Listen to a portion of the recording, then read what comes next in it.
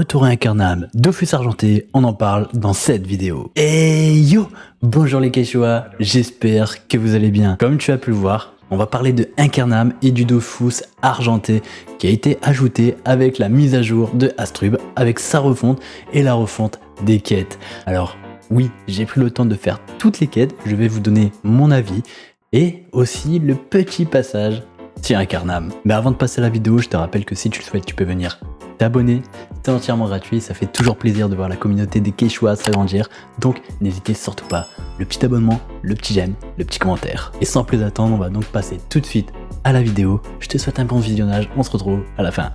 Alors de base, c'est une vidéo que je souhaitais sortir bien avant, malheureusement ce qui fait que j'ai été malade, donc cette vidéo je l'ai mis un peu en stand-by. Au début je me suis dit est-ce qu'il y a vraiment un intérêt de vous la sortir, et au final je me suis pris au jeu de quand même continuer les quêtes et surtout de jouer avec le Yop. Donc le Yop que vous voyez là, actuellement il est niveau 18 au moment de cette vidéo, voilà. Et je me suis dit ok, ça peut être plutôt intéressant de faire toutes les quêtes. Alors là forcément je suis à Albuera, en fait je suis revenu à Albuera histoire de refaire un peu les quêtes du début, avoir un full succès de Albuera, et je me dis bon ok, allez on va refaire toutes les quêtes. Évite un peu ce passage et on va plutôt s'intéresser au niveau des quêtes de Astrub. Allez, on y va. Une fois arrivé à Astrub, forcément je prends les quêtes. Alors les quêtes sont plutôt pas mal. J'ai bien aimé, on va dire, vraiment on voit qu'il y a une trame narrative qui nous emmène dans des zones de A, B, C, D, etc. etc. Ça m'a permis aussi d'explorer un peu toutes les maps, de voir un peu tout ça, de me mettre vraiment dans la peau d'un débutant et de me dire ok, bon on va faire un peu toutes les quêtes pour avoir le Dofus Argenté. Est-ce qu'il y a des quêtes qui sont plus dures que d'autres? Est-ce qu'il y a des quêtes qui sont simples? On va en revenir dans cette vidéo et tu vas avoir mon avis du coup sur tout. Voilà, les quêtes, déjà il faut savoir que ça n'a rien à voir avec Astrub. Vous le savez, j'ai fait toutes les quêtes de Astrub lors de mes précédentes vidéos et là c'était aussi pour moi de me dire ok, on va pouvoir comparaître parce que ça fait pas très longtemps que j'ai fait mes quêtes avec mon Feka. Je me dis au moins voilà, ça peut me permettre de voir. Là tu vois par exemple, il y a un combat et toi tu tiens pour Brakmar. Et en face, c'est des soldats de Banta. Tu vois.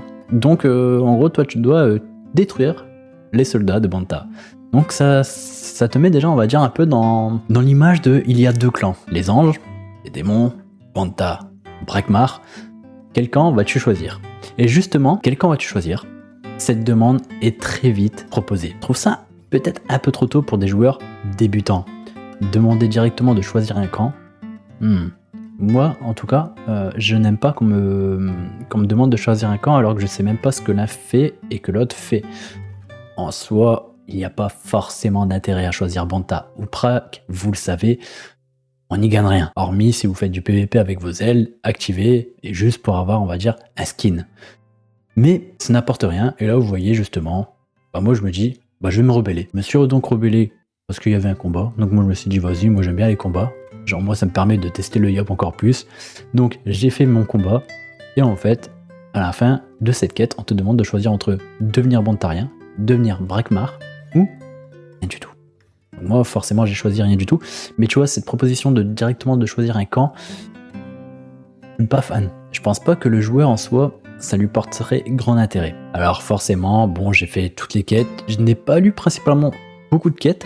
Les quêtes du début je les ai pas lues jusqu'à ce que j'arrive à une quête qui a fait que j'ai commencé à lire, celle du Chevalier de l'Automne. Alors là, par contre, j'ai trouvé ça excellent d'avoir cette quête, le Chevalier de l'Automne. Donc ouais, vraiment, c'était hyper intéressant et on va y revenir tout de suite. Au passage, tu as aussi un combat à faire avec l'écho du futur. Vous le savez, le principe de Dofus, c'est de regrouper les Dofus. Et en gros, quand on demande à l'envoyer des 12 comment on peut obtenir, elle nous dit en gros, tu peux regarder ton futur dans la boule. Donc, quand tu regardes dans la boule, il y a ce spectre qui apparaît et tu dois le détruire. Bon, ça va. Moi, je le trouve plutôt stylé. Je pense qu'en vrai, il pourrait avoir des sortes de scénarios avec ce spectre dans le futur. Voilà. Retrouver ce spectre un peu plus fort, par exemple, dans le jeu. Je pense que ça pourrait être pas mal, vraiment. En fait, moi, j'ai toujours dit que Dofus, ce qui serait bien, c'est qu'on ait une quête qui est continue et pas des petites quêtes que les petites quêtes viennent se greffer, mais qu'au final la trame narrative est tout le long. Et que par exemple ça, tu vois le spectre, donc l'écho du futur, bah, que tu le rencontres genre peut-être niveau 100. Et que niveau 100 c'est plus le même. Genre il est beaucoup plus dur, un peu plus gros, avec des difficultés, avec une mise en place de combat à faire, une mécanique. Et que genre par exemple, niveau 200, tu le rencontres et là tu obtiens le gold de Dofus, tu vois. Admettons. Mais genre vraiment je pourrais me dire, ça pourrait être pas mal. Et genre en gros cet écho, ça serait ce qu'on serait devenu si on était méchant. Au passage, lors de cette quête, il y a quelque chose que j'ai bien aimé.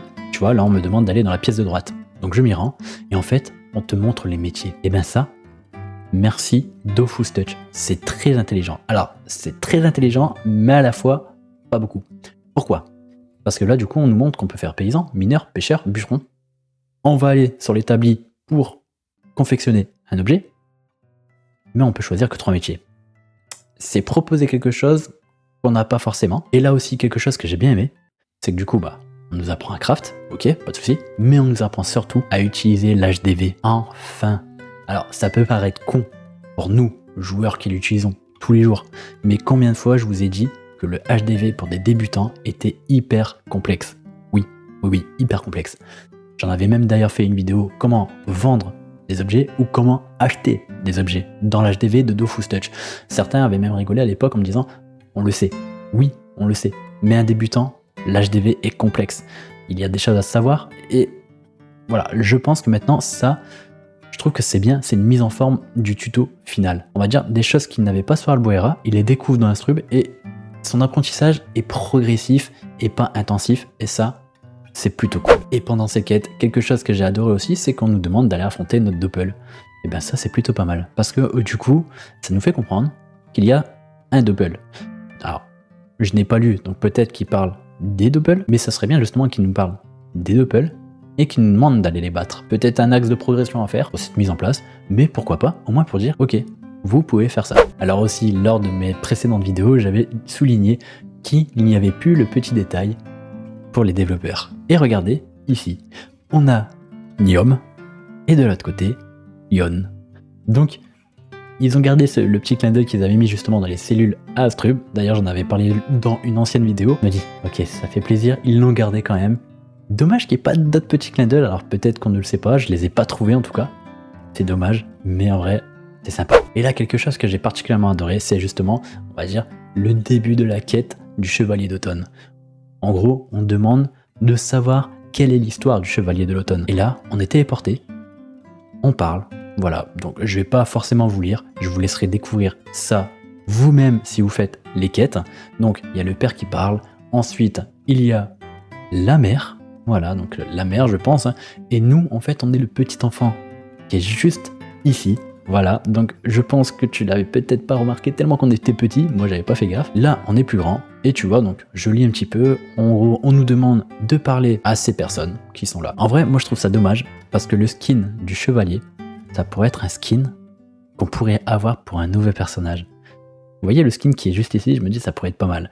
Alors là, en gros, concrètement, ce qu'on fait, c'est qu'on parle aux habitants de Astrub. Ils sont méfiants, ne connaissent pas, savent pas qui on est. Il y a des méchants dans le village, mais le chevalier, bien au contraire. Lui, ce qu'il va faire, c'est protéger les habitants. Là, par exemple, il donne une somme au Pandawa parce qu'il doit payer les bandits toutes les semaines et il n'a pas cette somme pour payer. Donc du coup, voilà. Là, par exemple, il y a une petite fille qui crie à la peur et la maman, elle arrive juste à côté. Voilà. Donc, vous voyez, c'est vraiment... J'ai trouvé ça pas mal. On va reparler à lui. Là, on va être téléporté un peu plus tard dans le futur, c'est-à-dire quelques heures après. On a le bandit et on doit forcément le martyriser. Voilà, on doit le maltraiter. Forcément, tu l'as compris, il y aura un combat. Donc, combat, on ne joue pas. On le voit même pas ce combat. On apprend juste qu'il a gagné le combat et que du coup, les habitants de Astrub sont heureux et le remercient. Sauf qu'une nouvelle menace règne, celle du dragon.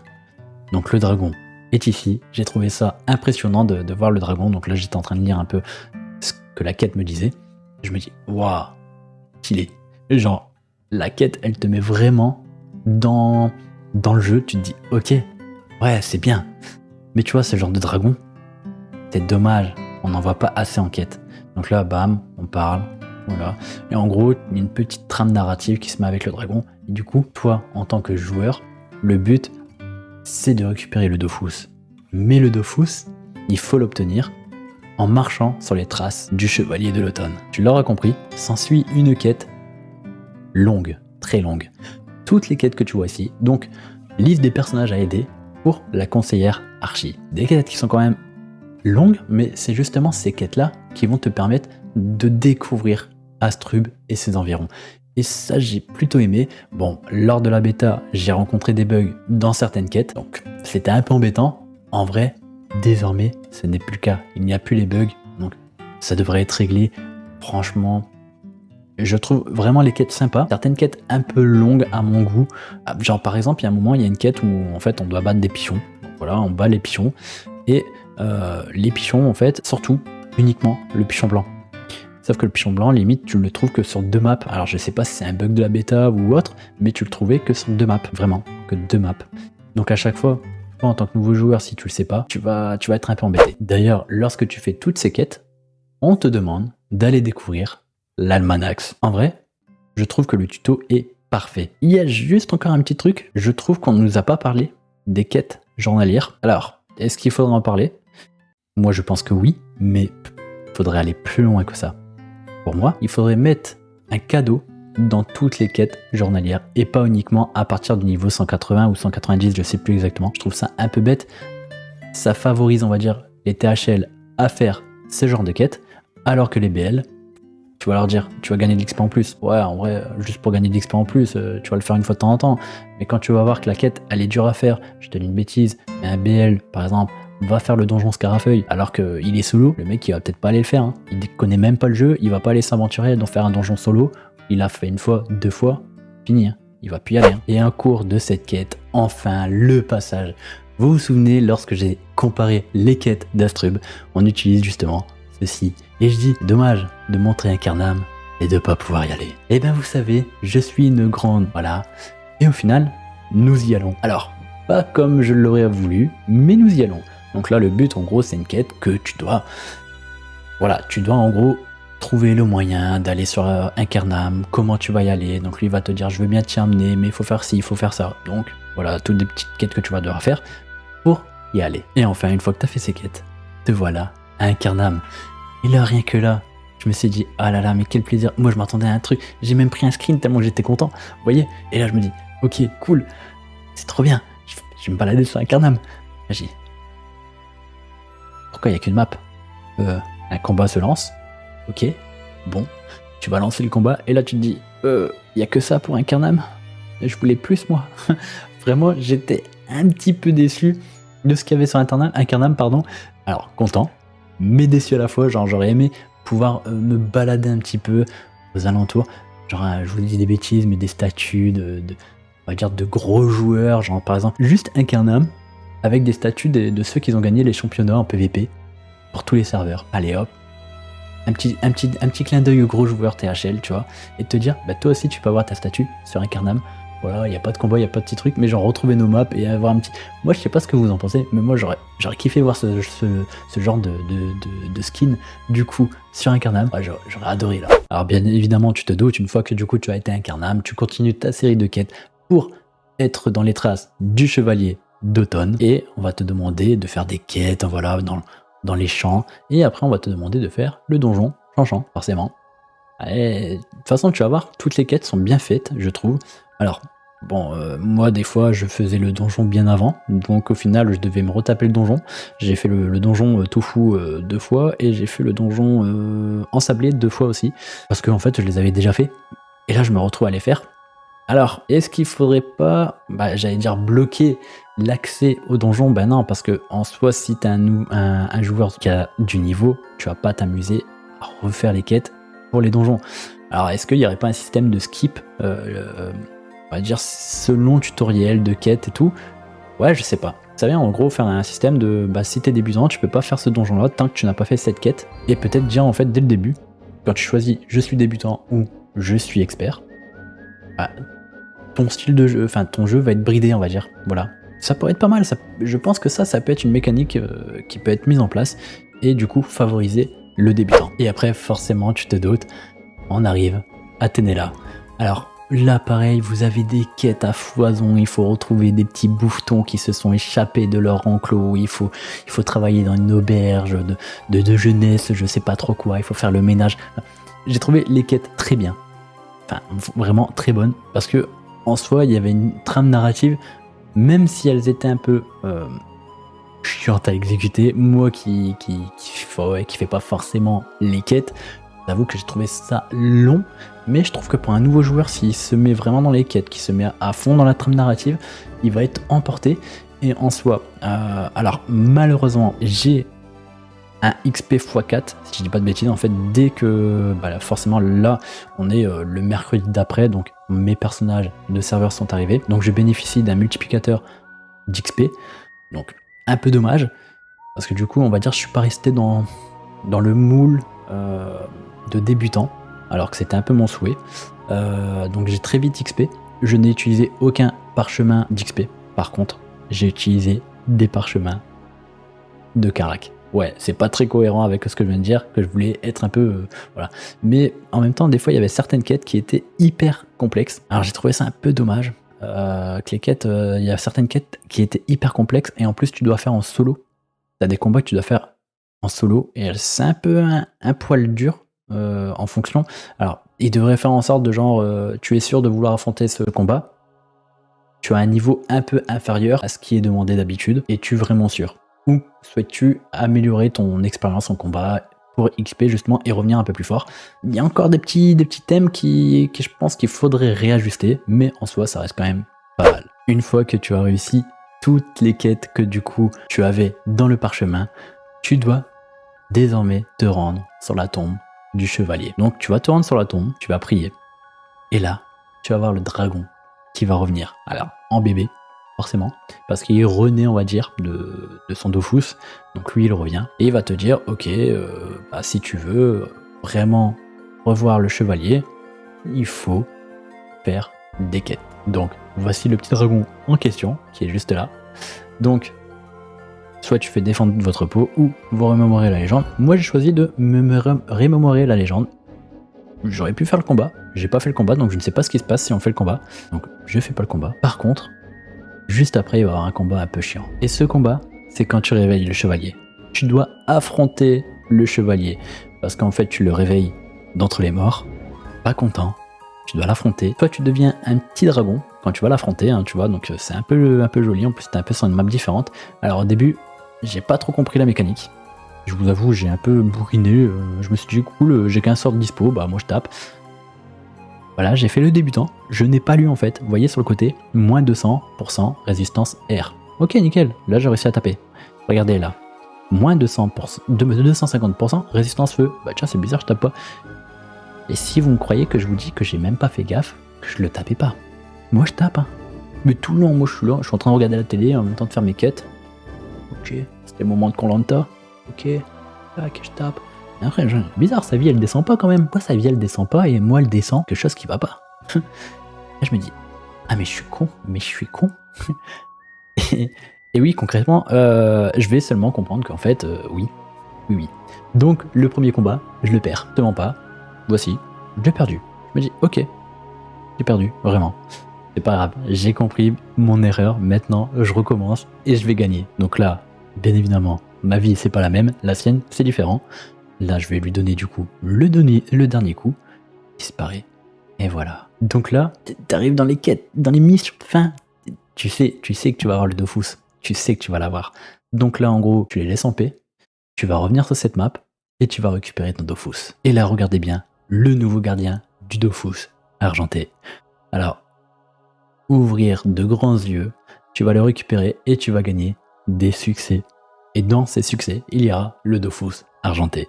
Mais quel plaisir. En vrai, les quêtes, demain, il n'y a pas de problème avec mon EK, je les refais. Hein. Tellement qu'en vrai, les quêtes, elles étaient cool, sauf que demain, je prendrai peut-être plus le temps de les lire. Donc forcément, Dofus argenté qui est juste là, les quêtes. Donc, je valide mes niveaux.